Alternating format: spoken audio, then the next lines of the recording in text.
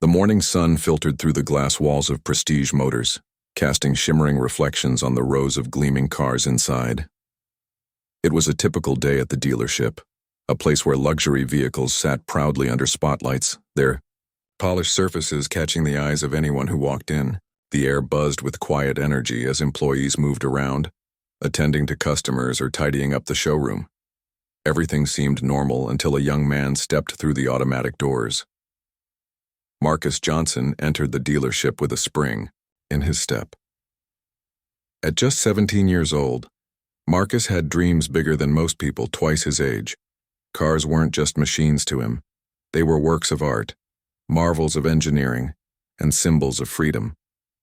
He wanted to design them someday, to create something that would make people feel powerful and inspired every time they got behind the wheel. And today, he wasn't here just to dream. He was here to see his mom. Angela Thompson, Marcus's mother, co-owned Prestige Motors alongside her business partner. She was a force to be reckoned with, smart, driven, and respected by everyone in the industry.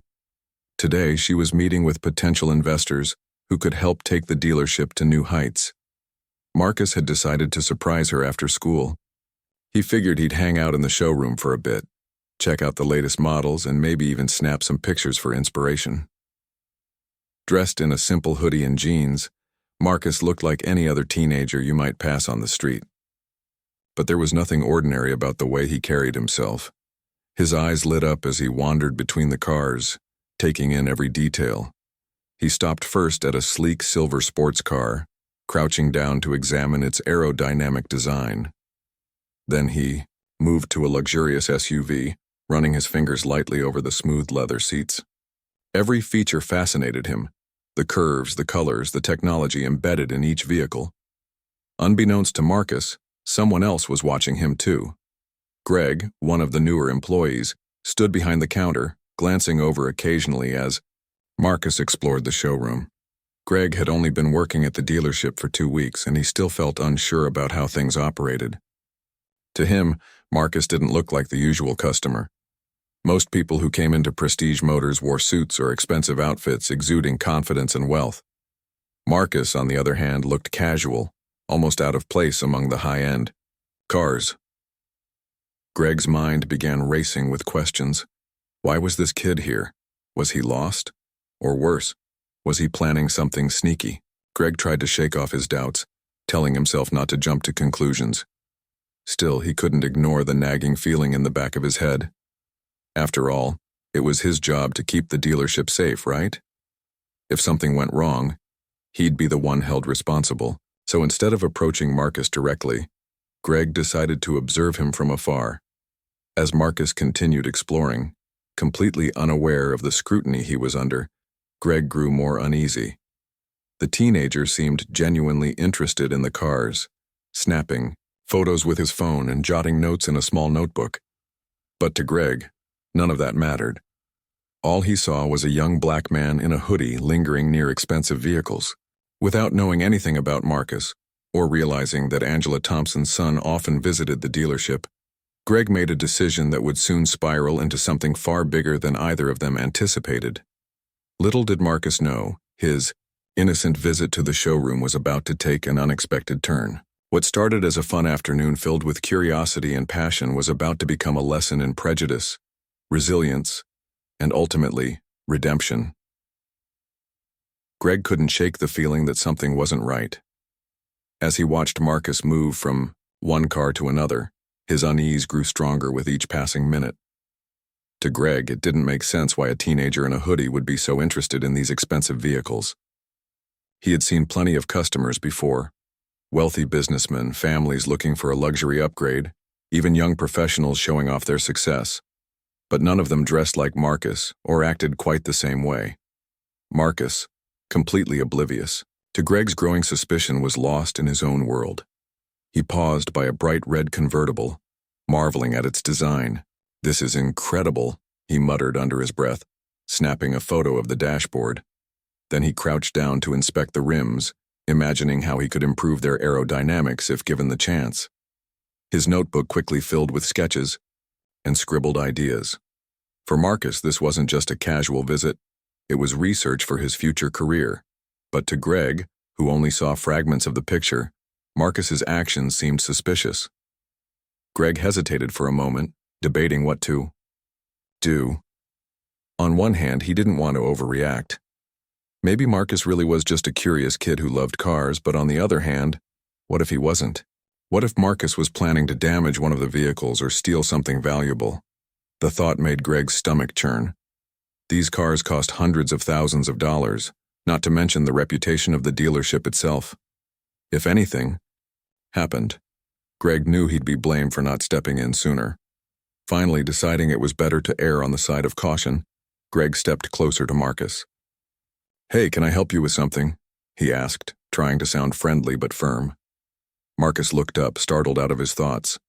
For a second, he blinked at Greg, unsure how to respond. Then he smiled slightly and said, "No thanks, I'm just looking." The answer did little to reassure Greg. In fact, it only deepened his suspicions. Most people who visited the dealership were eager to talk about the cars, asking questions or requesting details about pricing and features. Marcus, however, didn't seem interested in any of that. He simply went back to examining the vehicles, as if Greg weren't even there. Greg took a step back, pretending to busy himself with organizing brochures on the counter. Out of the corner of his eye, he kept watching Marcus closely. Every movement, the way Marcus leaned against the hood of a sedan, the way he tapped notes into his phone, felt like evidence of wrongdoing in Greg's mind. He started piecing together a story. Maybe Marcus was casing the place, figuring out which cars were worth targeting. Or perhaps he planned to vandalize one of them when no one was looking. The more Greg thought about it, the more convinced he became that Marcus didn't belong here. By now, Marcus had moved to a black luxury SUV parked near the center of the showroom. He ran his fingers along the glossy surface, admiring the craftsmanship. To him, it was a masterpiece, a perfect blend of power and elegance. But to Greg, the gesture looked threatening. Why would someone touch the cars without permission? Didn't Marcus know how much they cost?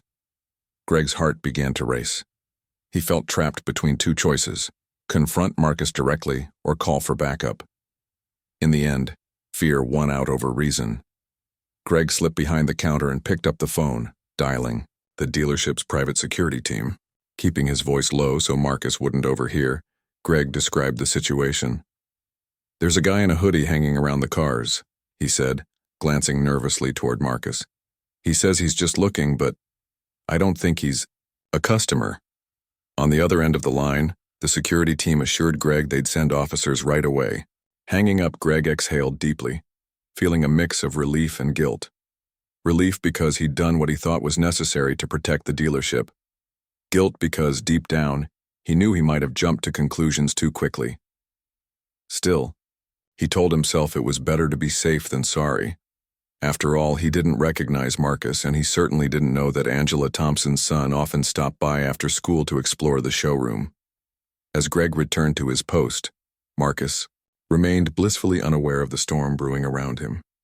Oblivious to the phone call, the security team en route, and the weight of assumptions being made about him, Marcus continued his exploration, dreaming of the day when his designs would sit alongside these vehicles, or maybe even surpass them. Little did he know, his dream-filled afternoon was about to take a sharp turn into territory he never expected. Within minutes of Greg's phone call, 2 security guards arrived at the dealership. Dressed in dark uniforms and wearing stern expressions, they entered the showroom with purposeful strides. Their presence immediately drew attention, not just from Marcus, who finally noticed something was amiss, but also from other customers milling around the luxury cars. Conversations paused mid-sentence as people turned to watch what was unfolding. Marcus was standing near a gleaming white coupe when he first spotted the guards approaching him. At first, he didn't think much of it. Maybe they were here for some routine check or perhaps responding to an unrelated issue elsewhere in the building. But as they zeroed in on him, their eyes locked onto his every move. Marcus felt a knot form in his stomach. Something wasn't right. "Excuse me, sir," one of the guards said, his voice firm but not unkind. "Can we speak with you outside for a moment?" Marcus blinked, caught off guard by the request. Outside? Why would they want to take this conversation anywhere else? He glanced around, trying to gauge whether anyone else seemed alarmed. No one stepped forward to intervene. Instead, curious glances bounced between Marcus and the guards. Some customers even pulled out their phones, subtly recording the scene without saying a word. Sure, Marcus replied hesitantly, though his tone betrayed his confusion. But why? Did I do something wrong? The second guard crossed his arms, his stance unwavering. We just need to clarify a few things. It'll only take a minute. Feeling increasingly uneasy, Marcus followed them toward the exit. His mind raced with questions. What could they possibly want to clarify? He hadn't touched anything except to admire the cars, and he certainly hadn't done anything illegal. Still, the guard's serious demeanor left little room for argument. As they reached the glass doors leading outside, Marcus couldn't help but notice how everyone in the showroom had gone eerily quiet, their stares following him like spotlights. Once outside, the cool breeze hit Marcus's face, doing little to calm his nerves. The guards positioned themselves strategically, blocking his path back inside. One of them spoke again, his tone firmer this time. Do you have any ID on you? We need to confirm who you are. Marcus frowned, digging into his pocket for his wallet. This whole situation felt surreal. Yeah, I've got my ID, he said, pulling it out and handing it over. But can someone tell me what's going on? Why are you asking me these questions? The guards exchanged a quick glance before examining the ID. They saw Marcus's name, age, and photo, all legitimate. But none of it reassured them entirely. Instead, they pressed further. What are you doing here today? One asked. I'm me. Here to see my mom, Marcus answered honestly, his frustration starting to bubble beneath the surface. She works here. Well, actually, she owns part of this place. I came after school to hang out while she finishes a meeting. The guards raised their eyebrows skeptically. Your mom owns this dealership? One repeated, clearly unconvinced. To them, Marcus still looked like an outsider, a teenager in casual clothes standing next to million-dollar vehicles. How could someone like him be connected to such a prestigious establishment? Marcus sighed, running a hand through his hair. Yes, she does. Her name is Angela Thompson. You can ask her if you don't believe me. For a moment, the guards hesitated. If what Marcus said was true, then they'd made a massive mistake. But they couldn't afford to let their guard down too soon. Security protocol dictated they verify everything thoroughly before making assumptions. So, instead of backing off, they radioed their supervisor for further instructions, keeping Marcus waiting anxiously under the bright afternoon sun. Inside the showroom, Greg watched nervously from behind the counter. Seeing Marcus surrounded by security guards twisted his gut with guilt. Had he overreacted? Should he have approached Marcus directly instead of calling security? The weight of his decision pressed heavily on him, especially as whispers among the remaining customers grew louder. Meanwhile, Marcus stood outside feeling humiliated and angry. All he'd wanted was to spend some time admiring the cars and dreaming about his future. Now he was being treated like a criminal, all because someone decided he didn't fit the mold of a typical customer. Little did he know, however, that the tide was about to turn in ways no one anticipated. As Marcus stood outside under the watchful eyes of the security guards, frustration simmered just beneath his calm exterior. He tried to keep his composure, but it was getting harder with each passing moment. The guards weren't budging. They continued peppering him with questions that felt more like accusations than genuine curiosity. Why didn't you mention your mom earlier? One asked sharply. And why are you dressed so casually if you're related to the owner? Marcus clenched his fists briefly before forcing himself to relax. Losing his temper wouldn't help. He needed to stay level-headed. I didn't think I had to explain myself, he replied, his voice steady despite the tension in the air. I'm not here for anyone else's approval. I came to see my mom and look at the cars. That's it. Inside the showroom, whispers spread among the lingering customers. Some looked sympathetic, shaking their heads at what they assumed was a misunderstanding. Others seemed skeptical, muttering things like, if he really is her son, why doesn't he act like it? Or, he shouldn't be touching those cars if he can't afford them. Each comment stung, even though Marcus couldn't hear them directly. The judgmental stares and quiet murmurs created an invisible wall around him, making him feel smaller by the second. Greg, still stationed behind the counter, squirmed uncomfortably as the scene unfolded. He hadn't expected things to escalate this far. When he called security, he thought they'd simply have a quick chat with Marcus and send him on his way. Instead, the situation had spiraled into something much bigger. And now, Marcus was being interrogated like a suspect. Greg glanced toward the office area where Angela Thompson usually spent her time during meetings. If only she'd come out sooner, none of this would have happened. But for now, she was nowhere to be seen. Outside, the guards finally decided to verify Marcus's story. One of them stepped aside to radio Angela while the other kept a close eye on Marcus. "We're checking your claim," the guard said gruffly. "If you're telling the truth, we'll resolve this quickly." Marcus nodded but didn't respond. What could he say? He knew he was telling the truth, yet no one seemed willing to believe him, at least not without proof. For a brief moment, he considered calling his mom himself, but he resisted. This wasn't how he wanted her to find out about his visit today. She'd been working hard all week preparing for her investor meeting, and the last thing he wanted was to disrupt her day with drama. Minutes ticked by agonizingly slowly. Marcus leaned against the railing near the entrance, trying to appear nonchalant, but inside he was seething. How could people judge him so harshly based on nothing more than his appearance? He thought about all the times he'd walked into places feeling self-conscious because of how others perceived him. This wasn't the first time he'd faced prejudice, but it hurt just as much now as it ever did. Finally, after what felt like an eternity, the glass doors slid open. Angela Thompson emerged, her heels clicking against the marble floor with authority. At first, she scanned the room, searching for whatever had caused the disruption. Then her gaze landed on the group outside. Her brow furrowed as she took in the sight of her son standing between two security guards. Without hesitation, she strode toward them, her expression unreadable but undeniably intense. "What's going on here?" Angela demanded, her voice cutting through the tension like a knife.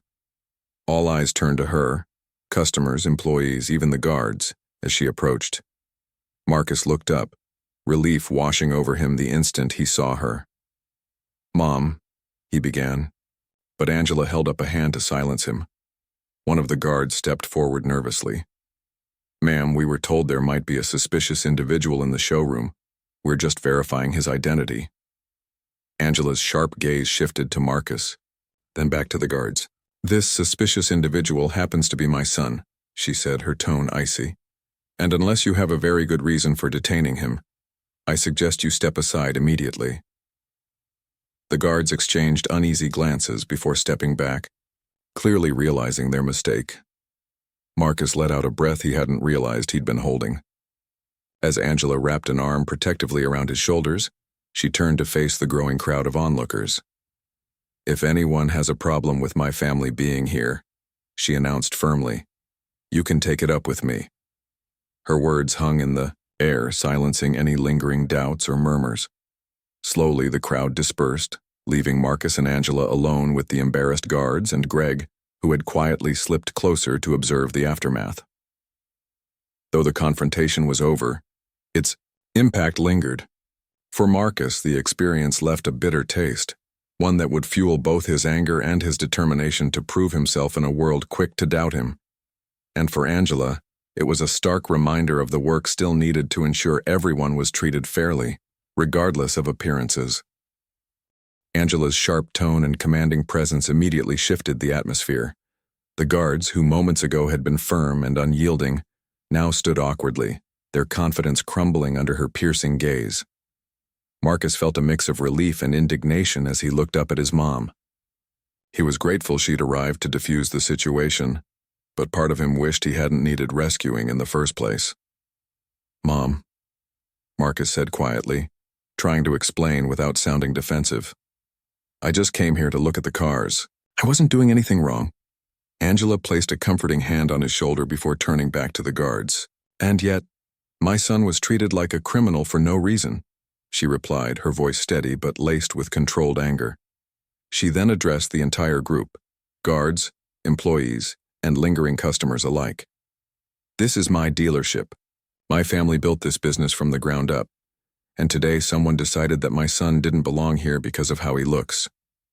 Her words carried weight, silencing the room completely. Turning to Greg, who had cautiously approached the scene, Angela asked pointedly, "Who called security? Was it you?" Greg swallowed hard, his face pale. He nodded slowly, avoiding direct eye contact. "Yes, ma'am, I thought he might be up to something. I didn't recognize him and—" His voice trailed off as Angela raised an eyebrow, waiting for him to finish. "You didn't recognize him?" Angela repeated, her tone dripping with disbelief. "Did it ever occur to you to simply ask him why he was here, instead of jumping to conclusions? Or did you decide what kind of person he was based on his clothes and skin color?" Greg stammered, clearly overwhelmed by guilt. I'm sorry. I didn't mean to cause any trouble. I honestly didn't know he was your son." Angela took a deep breath, letting the silence stretch for a moment. Then she gestured toward the office area. "We're going to talk about this, not just you and me, but everyone involved. This isn't just about one mistake, it's about understanding why this happened in the first place." With that, Angela led Marcus, Greg, and the two security guards into her office, closing the door behind them. Inside, the tension was palpable. Marcus sat quietly in a chair, still processing everything that had happened. Angela, however, wasted no time addressing the issue head-on. "Let's start with the basics," she began, her voice calm but firm. "Marcus is my son. He visits this dealership often, sometimes to see me and other times because he loves cars. He dreams of becoming an automotive engineer someday, and spending time here inspires him. Does anyone here think that's unusual or unacceptable?" No one responded. Greg stared at the floor, while the guards exchanged uncomfortable glances. Angela continued. "Yet today, instead of welcoming him or even asking questions, assumptions were made. Assumptions that could have turned ugly if this had gone further. Do you realize how damaging that is? Not just to Marcus, but to our reputation as a business?" The room fell silent again. Marcus finally spoke up, his voice quiet but steady. "I wasn't trying to cause problems, I was just looking at the cars, imagining what I could create someday. But when those guards pulled me outside, it felt like they didn't care about hearing my side. It felt like they already decided I was guilty." Angela nodded, placing a supportive hand on Marcus's arm. "Exactly. That's why we need to address this, not just for Marcus's sake, but for everyone who walks through those doors. We can't afford to treat people differently based on stereotypes or biases. This is supposed to be a place where everyone feels welcome, regardless of who they are or what they look like." Greg finally found the courage to speak. "I really am sorry, Mrs. Thompson, and Marcus. I messed up. I let my own fears get in the way, and I judged someone unfairly. I promise it won't happen again." Angela studied him for a moment, then nodded. "Apologies are important, but actions matter more. Starting tomorrow, every employee will undergo mandatory training on diversity and inclusivity. If you work here, you represent this dealership, and I expect better than what I saw today." The meeting ended with a clear plan: accountability, education, and change. As they left the office, Marcus felt a small sense of vindication, but also sadness. He knew his mom had handled the situation perfectly, but the sting of being doubted still lingered. For Angela, the incident served as a wake-up call. She realized there was work to be done not just within her team, but within herself as a leader. Though the confrontation was over, its ripple effects would shape the future of Prestige Motors and Marcus in ways no one could have predicted. The days following the incident at Prestige Motors were transformative, not just for Marcus and Angela, but for the entire dealership. Angela wasted no time turning the painful moment into an opportunity for growth. Within 48 hours, she announced a series of changes designed to ensure that nothing like this would ever happen again. The first step? Mandatory diversity and inclusivity. Training for every single employee, from sales associates to security guards. Greg, who had inadvertently sparked the confrontation, became one of the most vocal participants in the training sessions. At first he felt embarrassed and defensive, worried that his colleagues might judge him harshly. But as the workshops unfolded, something shifted inside him. He began to understand the weight of his actions and how quickly assumptions could spiral into harm. During one session, Greg stood up and addressed the group, his voice trembling but sincere. "I made a mistake," he admitted. "I let my own biases cloud my judgment, and I hurt someone because of it.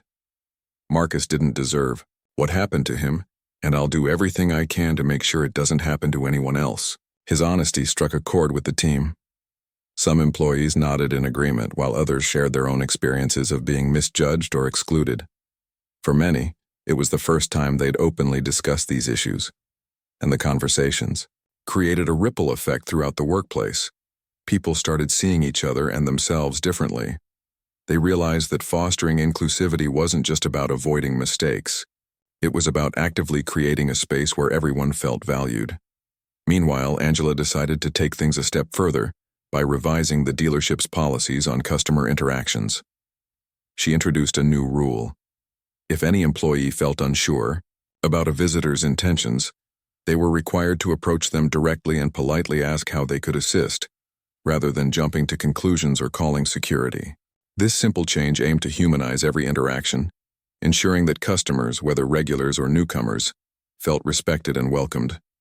Marcus, though still processing the emotions tied to the incident, found himself playing an unexpected role in the process. Angela encouraged him to share his perspective during one of the training sessions. Standing in front of the room filled with employees, Marcus hesitated at first. But as he began speaking, his passion for cars and design shone through, helping people see him not just as Angela's son, but as an individual with dreams and aspirations. "I've always loved coming here," Marcus explained. "Not because it's my mom's business, but because this place inspires me. When I walk into the showroom, I don't see expensive cars. I see possibilities. I imagine what I could create someday. But when someone looks at me and assumes I don't belong, here it makes me feel like those dreams don't matter." His words resonated deeply with the staff. Many of them had never stopped to consider how their behavior might affect someone like Marcus, young, talented, and eager to learn. By sharing his story, Marcus opened their eyes to the importance of treating every person with dignity, regardless of appearances. In addition to the training and policy updates, Angela launched a broader initiative to promote inclusivity within the dealership. She installed a feedback system where customers could anonymously share their experiences, good or bad, after visiting the showroom. This allowed her to stay informed about potential issues and address them proactively. She also partnered with local organizations focused on mentorship and education, inviting students interested in automotive design to tour the dealership and learn more about the industry. For Marcus, the aftermath of the incident inspired him to channel his frustration into action. He started a social media campaign titled "Respect Every Rider," using his platform to raise awareness about racial profiling and discrimination in public spaces. Through videos, posts, and live streams, he shared stories from others who had faced similar challenges, sparking important conversations online and offline. His efforts gained traction quickly, earning support from friends, family, and even strangers across the country. As weeks turned into months, the culture at Prestige Motors began to shift noticeably. Employees greeted visitors with genuine warmth, taking the time to engage with them instead of making snap judgments. Customers noticed the difference too, leaving glowing reviews about the welcoming atmosphere.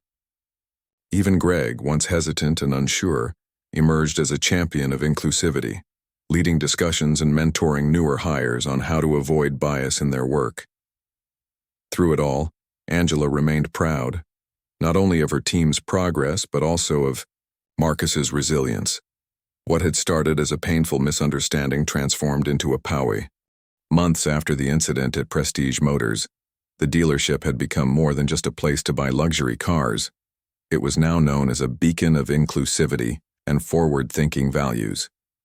Angela's efforts to transform the workplace culture weren't just lip service. They were tangible changes that people could see and feel.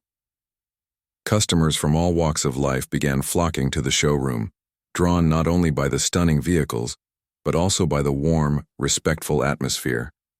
Word spread quickly about how Prestige Motors prioritized treating everyone with dignity, regardless of age, race, or background. Marcus, meanwhile, continued to channel his experience into something meaningful. His Respect Every Rider campaign gained momentum far beyond what he'd initially imagined. What started as a personal outlet for frustration evolved into a movement that resonated with thousands of people nationwide. Schools invited him to speak at career days, community centers, asked him to lead workshops, and even local news outlets featured his story. Through it all, Marcus remained humble, using his platform to amplify voices that often went unheard. One of the highlights of Marcus's journey came when he organized an event called Dreams on Wheels at the dealership. The idea was simple, yet powerful. Bring together aspiring young designers, engineers, and car enthusiasts from diverse backgrounds to showcase their creativity. Participants were encouraged to sketch their dream cars or build model prototypes, with prizes awarded for innovation and originality. Angela fully supported the initiative, offering the showroom as the venue and promoting it heavily through the dealership's social media channels. On the day of the event, the showroom buzzed with energy. Kids and teenagers filled the space, their faces glowing with excitement as they presented their ideas. Some designs were whimsical, a flying car powered by solar panels, while others were practical, like a compact vehicle designed for urban commuters. Marcus walked around, chatting with participants and offering encouragement. For many of these young creators, this was the first time anyone had taken their dreams seriously. Seeing their enthusiasm reignited Marcus's own passion for automotive design. Greg, who had once made a grave mistake, played a key role in making the event a success. He volunteered to help set up displays, guide visitors, and ensure everything ran smoothly. Watching him interact warmly with the attendees, no one would have guessed the doubts and guilt he'd carried just months earlier. Greg had worked hard to educate himself, attending every training session and reading books on bias and empathy. Now he approached his job with a renewed sense of purpose, determined to make amends and contribute positively to the community. Angela stood back, observing the scene with pride. She watched as customers mingled with students, employees cheered on participants, and Marcus shook hands with wide-eyed kids who saw him as a role model. It was a stark contrast to the tense, divisive atmosphere that had once gripped the showroom. In that moment, Angela realized how much progress they'd made, not just in improving policies, but in fostering genuine connections between people. The impact of these changes extended beyond the dealership itself. Local businesses began reaching out to Angela, asking for advice on implementing similar initiatives. Inspired by her leadership, several companies in the area adopted diversity training programs and revised their customer service protocols. Even the security team that had confronted Marcus reached out to apologize personally, expressing gratitude for the lessons they'd learned from the experience. For Marcus, the transformation was deeply personal. While the sting of being profiled hadn't completely faded, he found healing in the knowledge that his story had sparked change. Every time someone thanked him for sharing his perspective or told him how Respect Every Rider had inspired them, he felt a little lighter. The incident had taught him resilience, but it had also shown him the power of turning pain into purpose. As the sun set on the Dreams on Wheels event, Marcus stood beside his mom, looking out over the bustling showroom. Cars gleamed under the lights, surrounded by laughter, conversation, and hope. For the first time in a long while, Marcus felt truly proud, not just of where he came from, but of where he was headed. And Angela, glancing at her son with admiration, knew they were building something extraordinary together. A legacy rooted in respect, understanding, and possibility. Little did they know, this was only the beginning. Months turned into a year, and Prestige Motors became more than just a dealership. It was now a symbol of progress and unity. The changes Angela implemented had taken root, transforming not only the workplace culture, but also the way the community viewed the business. Customers often remarked on how welcoming the staff was, and the dealership's reputation soared. People came not just to buy cars, but to experience an environment that celebrated diversity and innovation. For Greg, the journey of redemption continued to shape him in profound ways. He wasn't the same person who had called security on Marcus all those months ago. Now, he led workshops for new hires, sharing his story openly and emphasizing the importance of treating everyone with respect. His transformation inspired others to reflect on their own biases, creating a ripple effect throughout the team. Colleagues began seeing Greg not as someone who made a mistake, but as someone who worked tirelessly to make things right. Even Marcus acknowledged Greg's growth, telling his mom one evening, "He's really trying, Mom. You can see it in how he talks to people." Marcus, too, had grown immensely over the past year. The Respect Every Rider campaign had gained national recognition, earning him invitations to speak at conferences and events across the country. But what mattered most to Marcus was the impact he saw locally.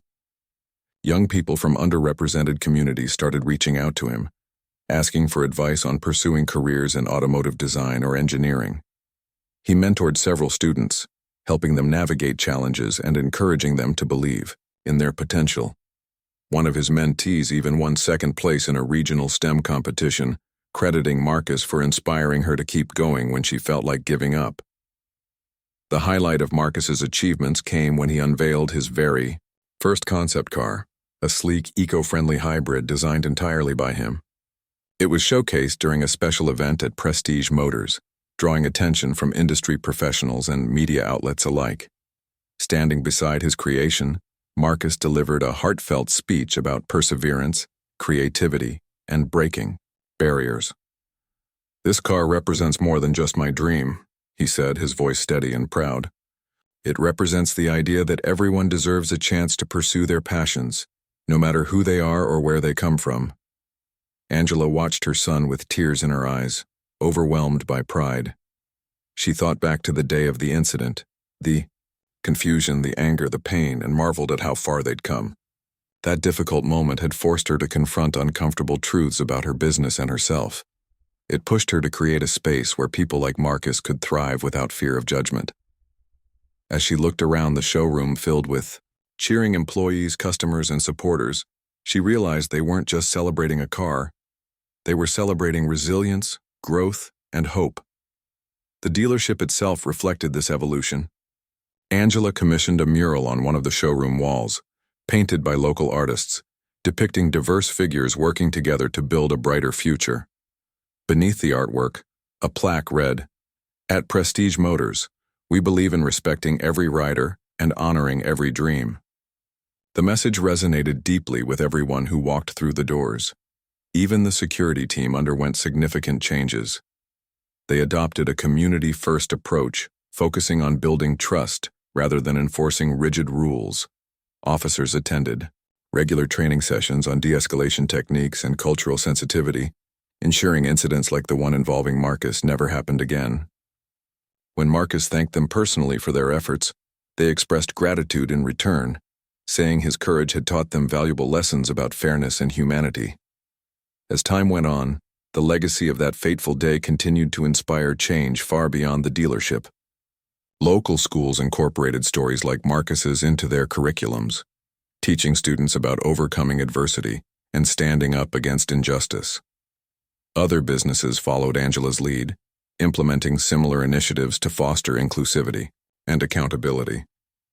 What had once been a painful misunderstanding blossomed into a movement that touched countless lives. In the end, both Marcus and Angela understood that while the road ahead would always require effort, they had laid a strong foundation for lasting change. Together, they proved that even the hardest moments could lead to something beautiful, if you chose to learn, grow, and move forward with purpose. And as Marcus stood beside his mom, surrounded by gleaming cars and smiling faces, he knew one thing for certain: the best was yet to come.